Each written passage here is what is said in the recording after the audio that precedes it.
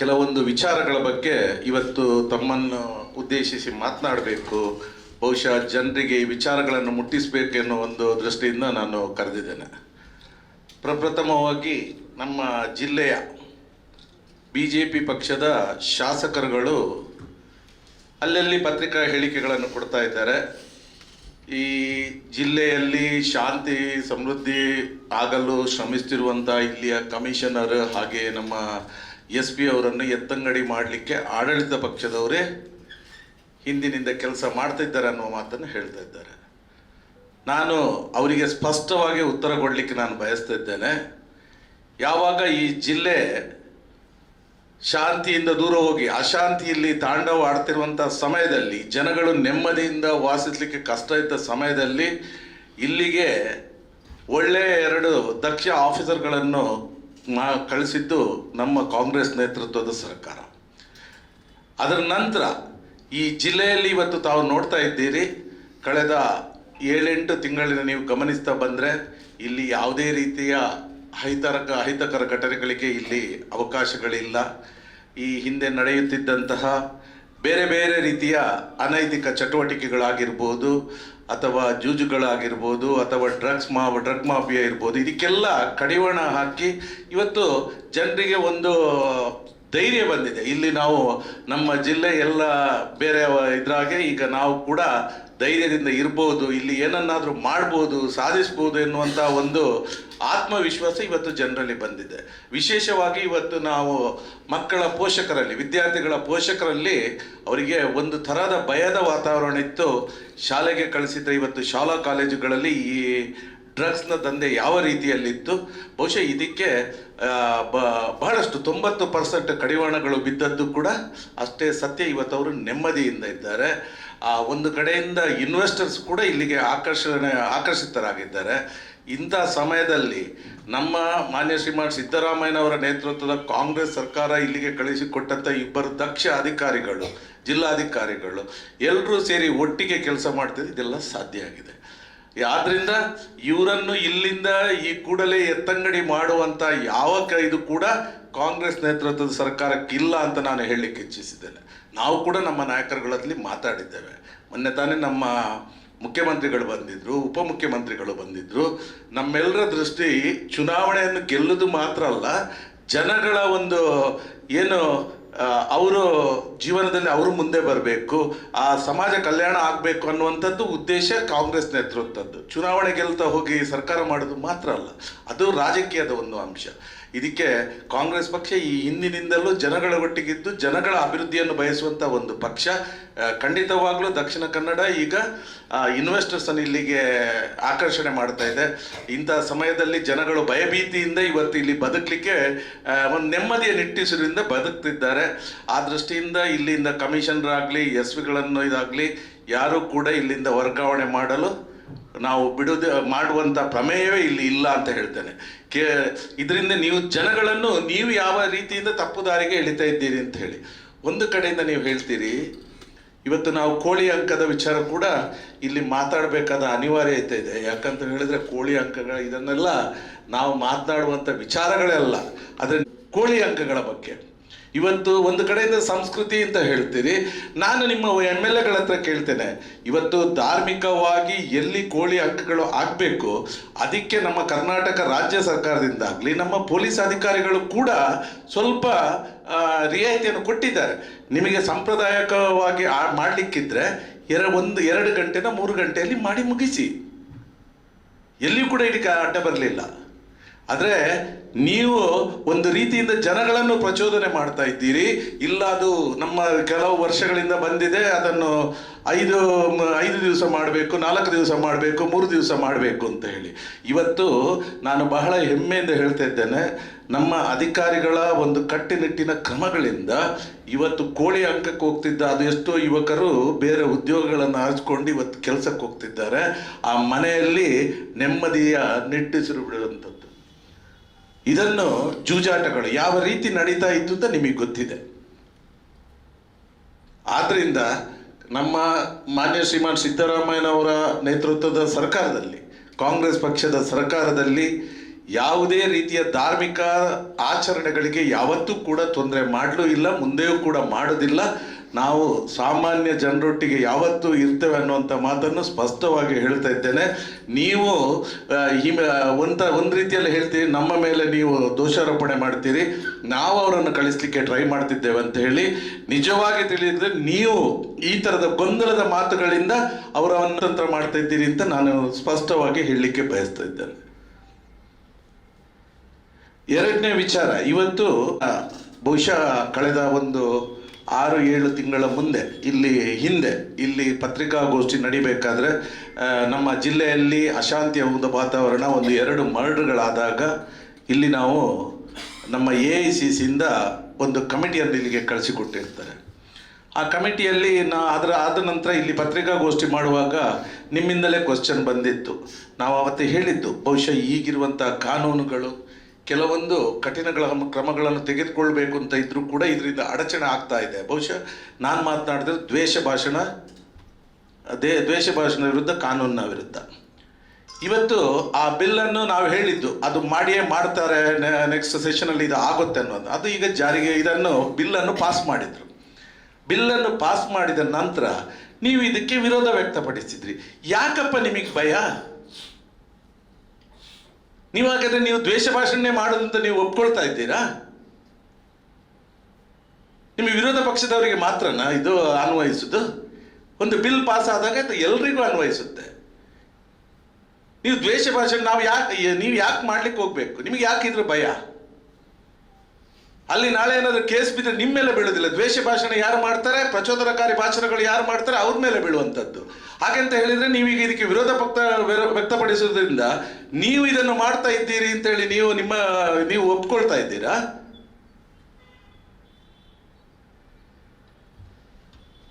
ನೀವು ಇದಕ್ಕೆ ಉತ್ತರ ಕೊಡಬೇಕಾಗುತ್ತೆ.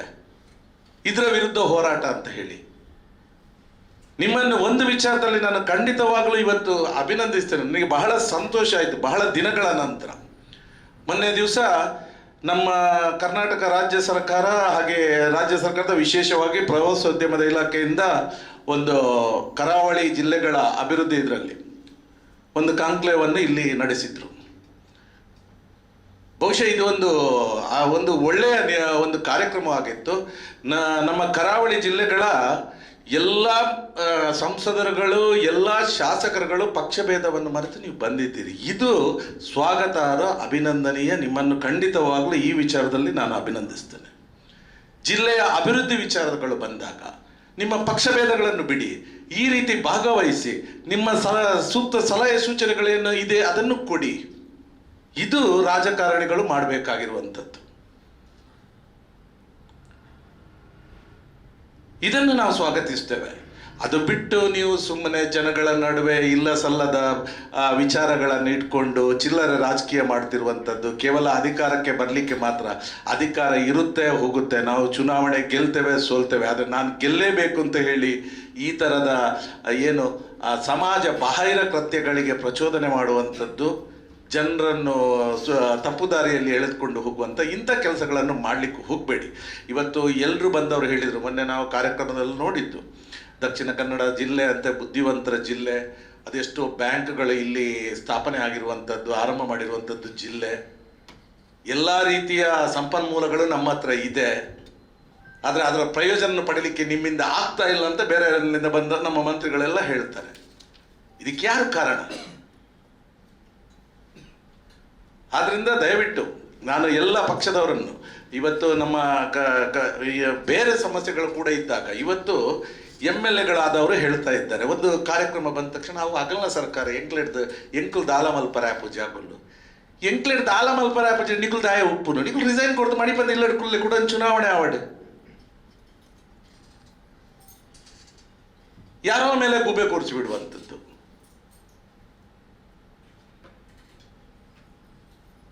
ಆದ್ದರಿಂದ ನಾನು ಹೇಳ್ತೇನೆ, ಈಗ ಮೊನ್ನೆ ನೀವು ಯಾವ ರೀತಿ ಬಂದು ಭಾಗವಹಿಸಿ ಸೂಕ್ತ ಸಲಹೆ ಸೂಚನೆಗಳನ್ನು ಕೊಟ್ಟಿದ್ದೀರೋ ಅದೇ ರೀತಿಯಲ್ಲಿ ನಮ್ಮ ಜಿಲ್ಲೆಯ ಯಾವುದೇ ಒಂದು ಕುಂದುಕೊರತೆಗಳಿದ್ದಾಗ ಸಂಬಂಧಪಟ್ಟ ಸಚಿವರುಗಳು ಮಂಗಳೂರಿಗೆ ಬರ್ತಾರೆ. ಅವರು ಬಂದಾಗ ಕಾರ್ಯಕ್ರಮದವರು ಬರುವಂಥ ಲಿಸ್ಟ್ ಪ್ರತಿಯೊಂದನ್ನು ಕೂಡ ನಿಮಗೆ ಕಳಿಸಿಕೊಟ್ಟಿರ್ತಾರೆ. ಅವರನ್ನು ಭೇಟಿಯಾಗಿ ಇದರ ಬಗ್ಗೆ ಚರ್ಚಿಸುವಂಥ ಒಳ್ಳೆಯ ಇದನ್ನು ಮೈಗೂಡಿಸ್ಕೊಳ್ಳಿ. ಆದ್ರಿಂದ ಯಾರು ನಿಮ್ಮನ್ನು ಚುನಾಯಿಸಿ ಕಳಿಸಿರ್ತಾರಲ್ಲ ಅವರಿಗೆ ನೀವು ನ್ಯಾಯ ಕೊಟ್ಟಂತಾಗುತ್ತೆ. ಅದು ಬಿಟ್ಟು ಬೇಕಾಬಿಟ್ಟು ಸುಮ್ಮನೆ ಎಲ್ಲಿಯಾದರೂ ಕೂತ್ಕೊಂಡು ಏನಾದರೂ ಹೇಳ್ಕೊಂಡು ಟೀಕೆ ಮಾಡಿಕೊಂಡು ಯಾವುದೇ ರೀತಿಯ ಅಭಿವೃದ್ಧಿಗೆ ತೊಡಕುಂಟು ಮಾಡ್ತಿರೋದು ಸರಿಯಲ್ಲ ಅಂತ ನಾನು ಇಲ್ಲಿ ಹೇಳಲಿಕ್ಕೆ ಇಚ್ಛಿಸ್ತಿದ್ದೇನೆ. ನಾನು ವಿಶೇಷವಾಗಿ ನಮ್ಮ ಮುಖ್ಯಮಂತ್ರಿಗಳು, ಬಹುಶಃ ನಮ್ಮ ಉಪಮುಖ್ಯಮಂತ್ರಿಗಳು ವಿಶೇಷವಾಗಿ ಕರಾವಳಿ ಜಿಲ್ಲೆಗಳ ಅಭಿವೃದ್ಧಿ, ಸುಮಾರು 320 ಕಿಲೋಮೀಟರ್ ವ್ಯಾಪ್ತಿಯನ್ನು ಹೊಂದಿರುವಂಥ ಈ ಒಂದು ಕರಾವಳಿ ಪ್ರದೇಶವನ್ನು ಅಭಿವೃದ್ಧಿ ಮಾಡಲಿಕ್ಕೆ ಇವತ್ತು ಬಹಳಷ್ಟು ಒಂದು ಮಾಸ್ಟರ್ ಪ್ಲ್ಯಾನನ್ನು ತಯಾರು ಮಾಡುವ ಸಲುವಾಗಿ ಇವತ್ತು ಮೊನ್ನೆ ಕರೆದಿದ್ರು.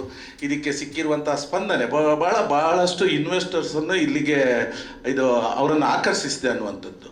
ಬಹುಶಃ ನಾವು ಇದಕ್ಕೆ ಬೇಕಾದಂಥ ನಮ್ಮ ಕರ್ನಾಟಕ ರಾಜ್ಯ ಸರ್ಕಾರದಿಂದ ಯಾವುದೆಲ್ಲ ಅಗತ್ಯಗಳಿದೆ ಇದನ್ನು ನಾವು ಕೊಡ್ತೇವೆ ಅನ್ನುವಂಥ ಮಾತನ್ನು ಮುಖ್ಯಮಂತ್ರಿಗಳು, ಉಪಮುಖ್ಯಮಂತ್ರಿಗಳು ಹಾಗೆಯೇ ನಮ್ಮ ಪ್ರವಾಸೋದ್ಯಮದ ಇಲಾಖೆ ಮಿನಿಸ್ಟರ್ ಕೂಡ ಅಲ್ಲೇ ಇದ್ದು ಎಲ್ಲರೂ ಕೂಡ ಇದರ ಬಗ್ಗೆ ನಾವು ಏನು ಬೇಕು ಅದನ್ನು ಮಾಡ್ತೇವೆ ಅಂತ ಹೇಳಿದ್ದಾರೆ. ಸಿಂಗಲ್ ವಿಂಡೋ ಅಂತ ಮಾಡಿ ಈಗ ಇದರಿಂದ ಒಂದು 3 ಡಿಸ್ಟ್ರಿಕ್ಟಿಗೆ ಅನ್ವಯ ಆಗುವಂತೆ ಒಂದು ನೋಡಲ್ ಆಫೀಸರನ್ನು ಕೂಡ ಮಾಡಿ ಇದಕ್ಕೆ ಅತ್ಯಂತ ವೇಗವಾಗಿ ಇದನ್ನು ಅಭಿವೃದ್ಧಿಪಡಿಸುವ ಬಗ್ಗೆ ನಾವು ಬಹಳಷ್ಟು ವೇಗವಾಗಿ ನಾವು ಕೂಡ ಕೆಲಸವನ್ನು ಮಾಡುವ ಬಗ್ಗೆ ಹೇಳಿದ್ದಾರೆ. ಇನ್ನು ಉಳಿದ ಕೆಲಸಗಳು ಏನಿದೆ ಕೇಂದ್ರ ಸರ್ಕಾರದಿಂದಲೂ ಕೂಡ, ಕೇವಲ ರಾಜ್ಯ ಸರ್ಕಾರದಿಂದ ಮಾತ್ರ ಇದು ಆಗುವಂಥದ್ದಲ್ಲ, ಅಷ್ಟೇ ಸಹಕಾರ ಕೇಂದ್ರ ಸರ್ಕಾರದಿಂದಲೂ ದೊರಕಬೇಕಾಗುತ್ತೆ. ಈ ನಿಟ್ಟಿನಲ್ಲಿ ಇವತ್ತು ಸಂಸದರುಗಳು ಖಂಡಿತವಾಗ್ಲೂ ಅವ್ರು ಬಂದಿದ್ದಾರೆ, ಅವರು ಇದರಲ್ಲಿ ಭಾಗವಹಿಸಿದ್ದಾರೆ, ಪೂರ್ತಿಯಾಗಿ ಇದ್ದು ಇದರ ಬಗ್ಗೆ ಅವರ ಕೂಡ ಸಹಕಾರವನ್ನು ಕೊಟ್ಟಿದ್ದಾರೆ. ಆ ರೀತಿಯಲ್ಲಿ ನಾವು ಮುಂದುವರೆದ್ರೆ ಬಹುಶಃ ನಾವು ಕಂಡಂಥ ಒಂದು ಈ ಏನು ಕನಸು, ಈ ಜಿಲ್ಲೆಯ ಕರಾವಳಿ ಜಿಲ್ಲೆಗಳ ಬಗ್ಗೆ ನಮ್ಮ ಕನಸುಗಳು ಏನಿತ್ತು ಇದು ಖಂಡಿತವಾಗಿ ಈಡೇರುತ್ತೆ ಅಂತ ನಾನು ಹೇಳಲಿಕ್ಕೆ ಇಚ್ಛಿಸ್ತೇನೆ. ಆದ್ದರಿಂದ ನಾನು ಮತ್ತೊಮ್ಮೆ ನಮ್ಮ ಎಲ್ಲ ಶಾಸಕ ಮಿತ್ರರಿಗೂ ಹಾಗೆ ಸಂಸದರಿಗೂ ನಾನು ಮನವಿ ಮಾಡ್ತೇನೆ, ಒಳ್ಳೆಯ ಕೆಲಸಗಳಿಗೆ ನೀವು ಮೊನ್ನೆ ಈ ಪ್ರವಾಸೋದ್ಯಮದ ಕಾನ್ಕ್ಲೇವಲ್ಲಿ ಏನು ಮಾಡಿದ್ದೀರಿ ನೀವು ಅದನ್ನು ಮುಂದುವರಿಸುವಂಥ ಕೆಲಸಗಳನ್ನು, ನಮ್ಮ ಜಿಲ್ಲೆಯ ಕುಂದುಕೊರತೆಗಳ ಬಗ್ಗೆ ನಿಮಗೆ ಯಾವುದೇ ಮಿನಿಸ್ಟರ್ ಜಿಲ್ಲೆಗೆ ಬರಬೇಕಾದ್ರೆ ನಿಮಗೆ ಅವರ TPಯನ್ನು ಕಳಿಸಿಕೊಟ್ಟಿರ್ತಾರೆ, ಅವರ ಕಾರ್ಯಕ್ರಮದ ಬಗ್ಗೆ ಅವರೊಟ್ಟಿಗೆ ಅವರಿಗೊಂದು ಅಪಾಯಿಂಟ್ಮೆಂಟ್ ಫಿಕ್ಸ್ ಮಾಡಿ ಚರ್ಚಿಸಿದರೆ ಖಂಡಿತವಾಗಲೂ ಈ ಜಿಲ್ಲೆ ಸಮೃದ್ಧಿಗೊಳ್ಳುತ್ತೆ ಅನ್ನುವಂಥ ಮಾತನ್ನು ಹೇಳಿ, ಈ ನಾವು ಇವತ್ತು ಮತ್ತೊಂದು ವಿಚಾರ ಹೇಳಲೇಬೇಕು ಅಂತ ಹೇಳಿದರೆ, ಇವತ್ತು ಧಾರ್ಮಿಕ ಸಂಪ್ರದಾಯಗಳನ್ನು ಇಟ್ಕೊಂಡು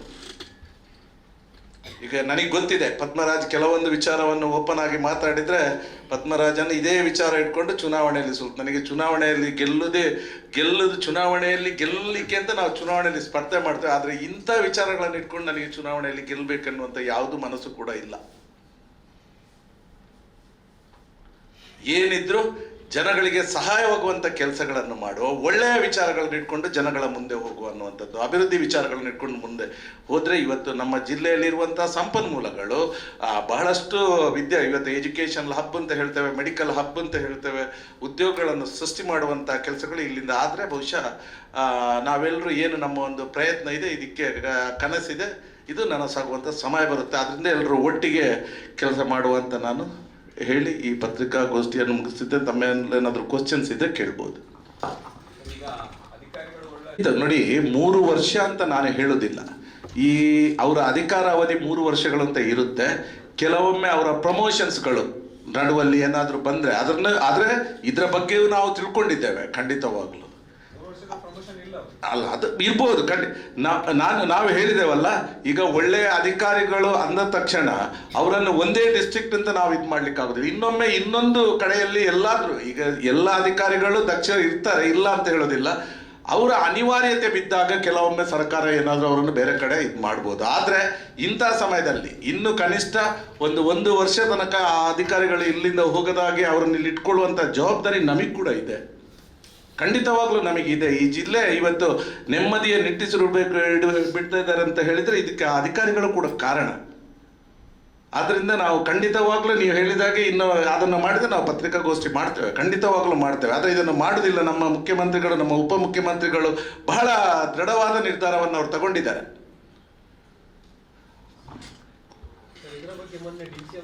ಖಂಡಿತವಾಗ್ಲೂ ನಮಗೆ ಕೂಡ ಕನ್ಸರ್ನ್ ಇದೆ. ಈ ಜಿಲ್ಲೆಯಲ್ಲಿ ಕೆಲವೊಮ್ಮೆ ಈ ಪತ್ರಿಕಾ ಇದರಲ್ಲಿ ಇರ್ಬೋದು ಅಥವಾ ಸೋಷಿಯಲ್ ಮೀಡಿಯಾಗಳಲ್ಲಿ ಬರ್ತಿರುವಂಥ ಏನೋ ಈ ಥರದ ಪ್ರಯತ್ನಗಳು ನಡೀತಿದೆಯಾ ಸರ್ಕಾರದ ಮೇಲೆ? ಖಂಡಿತವಾಗ್ಲೂ ಇಲ್ಲ. ಈ ಜಿಲ್ಲೆ ಅಭಿವೃದ್ಧಿಯತ್ತ ದಾಪುಗಾಲು ಆಗ್ತಾ ಇದೆ. ಇದಕ್ಕೆ ಯಾರು ತೊಡಕುಂಟು ಮಾಡ್ತಾರೆ ಅವರನ್ನು ನಾವು ಬಿಡೋದಿಲ್ಲ. ಆದರೆ ಈ ಅಧಿಕಾರಿಗಳು ಈಗ ಇದಕ್ಕೆ ಪೂರಕವಾಗಿ ಕೆಲಸ ಮಾಡ್ತಿದ್ದಾರೆ. ಅವರನ್ನು ಇಲ್ಲಿಂದ ಬದಲಾಯಿಸುವ ಯಾವುದೇ ವಿಚಾರಗಳು ಈಗ ಇಲ್ಲ ಅನ್ನುವಂಥ ಭರವಸೆ ನಮಗೆ ಸಿಕ್ಕಿದೆ.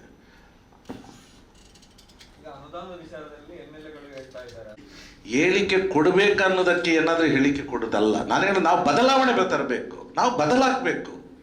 ಈಗ ಪ್ರತಿಪಕ್ಷ ಅಂತ ಹೇಳಿದ ತಕ್ಷಣ ನಾವು ಅವರನ್ನು ಏನು ಕೆಲಸ ಮಾಡಿದ್ರೆ ಅವರನ್ನು ಟೀಕಿಸುವುದಲ್ಲ. ಆಡಳಿತದಲ್ಲಿ ಇದೇ ಒಂದು ಪಕ್ಷ ಇದೆ ಅಂತ ಹೇಳಿದ್ರೆ ಒಳ್ಳೆ ಕೆಲಸ ಮಾಡಿದ್ರೆ ಅದನ್ನು ನಾವು ಸ್ವಾಗತಿಸಬೇಕು.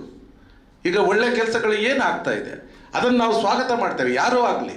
ಈಗ ಮೊನ್ನೆ ನಮ್ಮ ಕನ್ಕ್ಲೇವ್ ಕೂಡ ಅಷ್ಟೇ, ರಾಜ್ಯ ಸರ್ಕಾರ ಕರೆದಿದೆ ಅಂತೇಳಿ ಮೊದಲಿನ ಆಟಿಟ್ಯೂಡ್ ಆದರೆ ಈ ಶಾಸಕರುಗಳಿಗೆ ಗೈರಾಜರಾಗ್ತಿದ್ರು. ಅದೇ ಅವ್ರು ಬಂದಿದ್ದಾರೆ, ಅದು ಒಳ್ಳೆಯ ವಿಚಾರ. ಬದಲಾವಣೆಗಳು ಅದು ಆಗ್ಬೇಕು. ಅನುದಾನ ವಿಚಾರದಲ್ಲಿ ತಾರತಮ್ಯ ಆಗಿದೆ ಅಲ್ವಾ? ಯಾಕಂದ್ರೆ ಕಾಂಗ್ರೆಸ್ ಎಂಎಲ್ಎ ಇರ್ಬೋದು, ಅವರಿಗೆ ಅನುದಾನ ಕೊಡುವ, ಬಿಜೆಪಿ ನಿರ್ಲಕ್ಷ್ಯ ಮಾಡುವಂಥದ್ದು ಈ ರೀತಿ ಆಗಿರುವಾಗ ಅವರು ಹೇಳುವುದರ ತಪ್ಪೇನಿದೆ? ನೋಡಿ, ಅನುದಾನಗಳನ್ನು ತರುವಲ್ಲಿ ಶಾಸಕರುಗಳು ಯಾವ ರೀತಿಯಲ್ಲಿ ಸರ್ಕಾರವನ್ನು ಅಪ್ರೋಚ್ ಮಾಡ್ತಾರೆ ಇದರ ಮೇಲೆ ಹೊಂದಿಕೊಂಡಿರುತ್ತೆ. ಇದರಲ್ಲಿ ತಾರತಮ್ಯ ಮಾಡ್ತಾ ಇದ್ದಾರೆ ಅಂತ ನಾನು ಹೇಳಿ. ತಾರತಮ್ಯ ಅಂತ ಹೇಳಿದರೆ ಇವತ್ತು ತಾವು ಕೇಂದ್ರ ಸರ್ಕಾರದಲ್ಲಿ ನೀವು ವಿಚಾರದಲ್ಲಿ ಕೂಡ ಈ ಪ್ರಶ್ನೆಯನ್ನು ಅವ್ರ ಹತ್ರ ಕೂಡ ಕೇಳಬೇಕು. ನಮ್ಮ ಸಂಸದರುಗಳಿದ್ದಾರೆ. ಇವತ್ತು ಕರ್ನಾಟಕದಿಂದ ಆಯ್ಕೆಯಾದಂಥ 19 ಮಂದಿ ಸಂಸದರಿದ್ದಾರೆ. ರಾಜ್ಯಕ್ಕೆ ಕೊಡುವಂಥ ಪಾಲನ್ನು ಅವರಾಗ ಸರಿಯಾಗಿ ಕೊಡ್ತಾ ಇದ್ದಾರಾ? ಇವತ್ತು ನಮ್ಮ GSTಯಲ್ಲಿ ನಾವು ಆಲ್ ಇಂಡಿಯಾದಲ್ಲಿ ನಾವು ಇದು ಮಾಡಿದರೆ ನಾವು ಸೆಕೆಂಡ್ ಪ್ಲೇಸಲ್ಲಿ ಇದ್ದೇವೆ. ಸೆಕೆಂಡ್ ಪ್ಲೇಸಲ್ಲಿ ಇದ್ದು ನಮಗೆ 100 ರೂಪಾಯಿ ಕೊಡುವಲ್ಲಿ ಇವತ್ತು 16 ರೂಪಾಯಿ ಸಿಗ್ತಾ ಇದೆ. ಉಳಿದ 84 ರೂಪಾಯಿ ಬೇರೆ ಬೇರೆ ರಾಜ್ಯಗಳಿಗೆ ಇವ್ರು ಕೊಡ್ತಾ ಇದ್ದಾರೆ. ಮಲತಾಯಿ ಧೋರಣೆ ಆಗ್ತಾ ಇದೆ.